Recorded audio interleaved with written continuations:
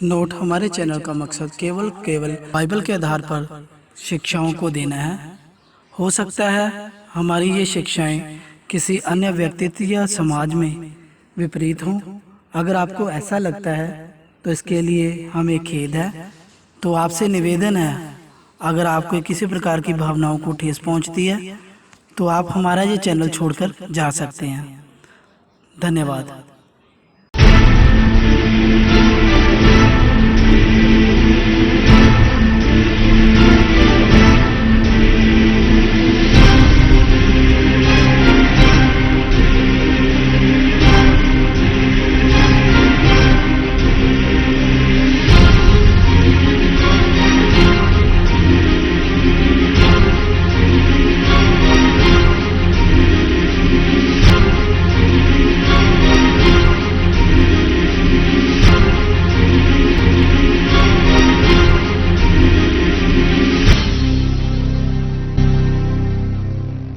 Praise the Lord, shalom, जय मसीह की everyone.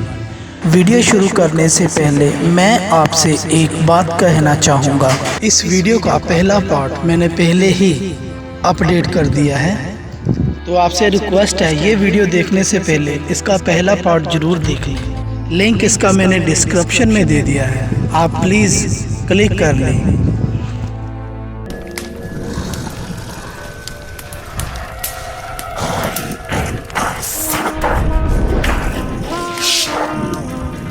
रेप्टेलियन, चित्तासुरी, Anunnaki, हर एक रिलीजन में इसके बारे में जरूर बताया गया है। वीडियो शुरू करने से पहले आपसे छोटी सी रिक्वेस्ट है कि आप हमारा चैनल सब्सक्राइब कर लीजिए,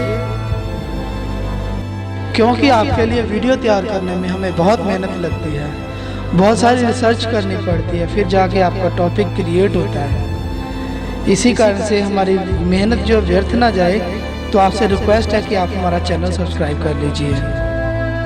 सन 1927 दक्षिणी पूर्वी इराक, प्राचीन मेसोपोटामिया की सभ्यता की खुदाई के दौरान ब्रिटिश आर्कियोलॉजिस्ट को एक प्राचीन रानी मुआबी की कब्र मिली।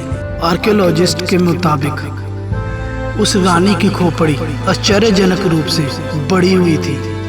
आपकी जानकारी के मुताबिक मैं आपको बताना चाहता हूँ कि इजिप्ट के पेरू रेगिस्तान में फ़ाराओ की कब्र मिली थी। उसमें भी कुछ इसी प्रकार के बॉडी स्ट्रक्चर पाए गए। इस खोज के दौरान जितने भी बाइबल स्कॉलर्स थे, उनका यही कहना था कि ये बॉडी स्ट्रक्चर किसी आम इंसान का नहीं है, ये उन्हीं स्वर्गदूतों की संतानें हैं जो जिन्हें धरती पर गिराया गया था। स्वर्ग से भेजे हुए वही परमेश्वर के पुत्रों की संतानें हैं जिसे धरती पे भेजा गया था। आज की मॉडर्न साइंस ने भी ये बात क्लियर कर दी है कि इस रानी मुआबी का जो डीएनए है वो आम इंसान में कहीं नहीं पाया जाता, सभी इंसानों से अलग डीएनए है। इसी वजह से इसका स्तर जो था सबसे ऊंचा स्तर था, जिसे रानी कहा जाता है।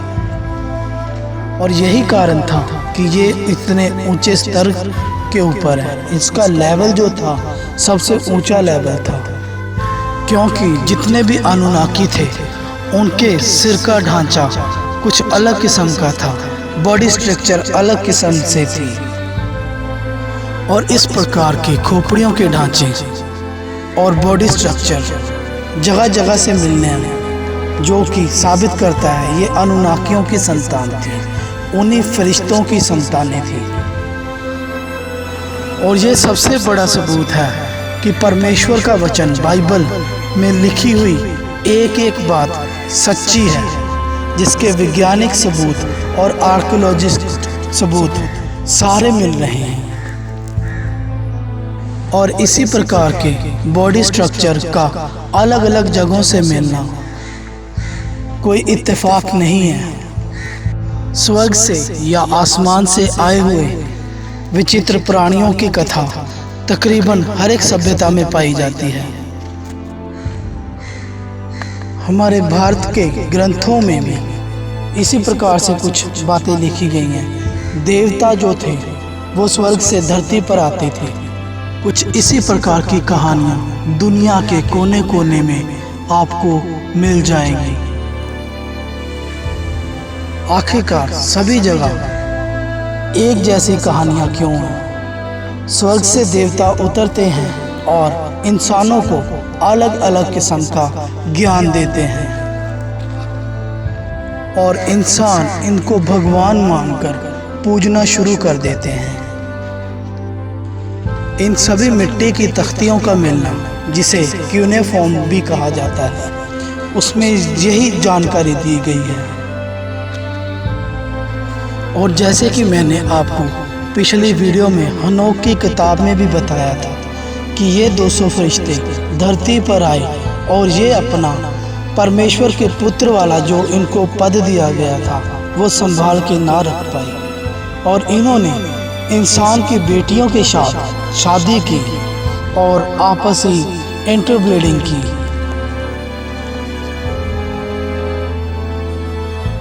इसकी वीडियो की जानकारी भी मैं आपको डिस्क्रिप्शन में दूंगा या फिर आई बटन में दे दूंगा, आप जाकर क्लिक करके देख लीजिएगा।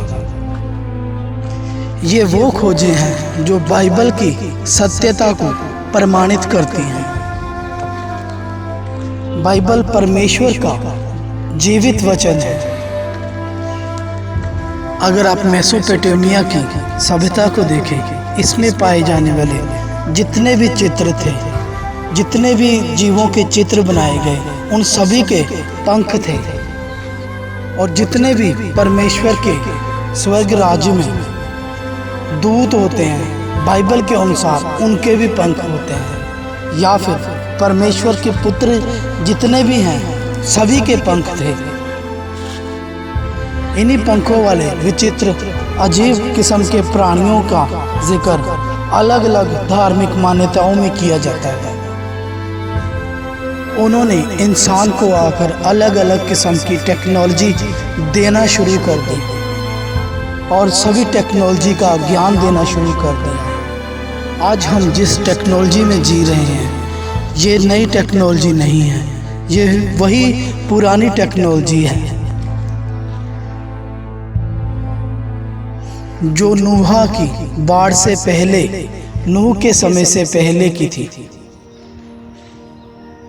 और इसी टेक्नोलॉजी के कारण इंसान भ्रष्ट होना शुरू हो चुका था, जैसे कि आज के दौर में इंसान भ्रष्ट होना शुरू हो चुका है।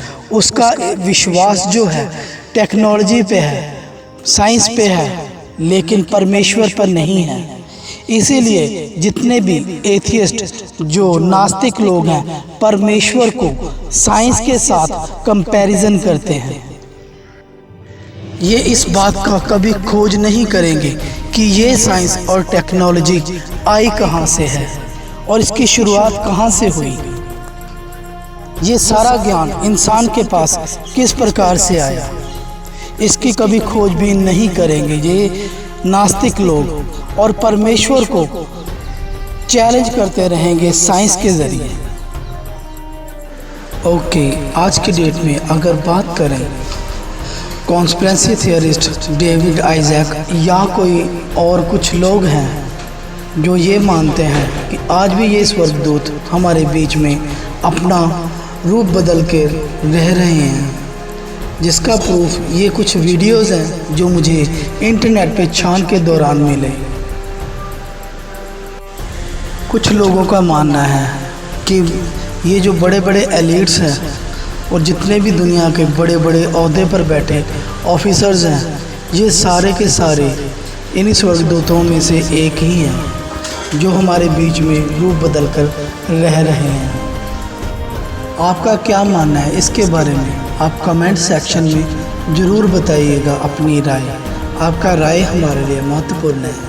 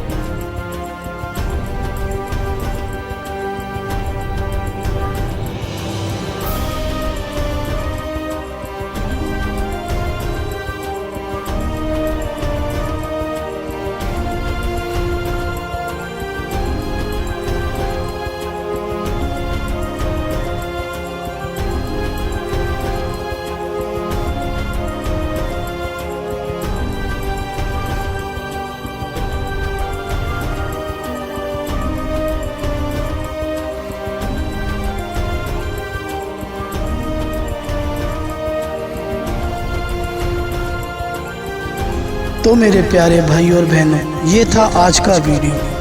आशा करता हूँ आज का वीडियो ये आपको पसंद आया हुआ होगा और ये ज्ञान जो आपको मिला है ये आपको अच्छा लगा होगा।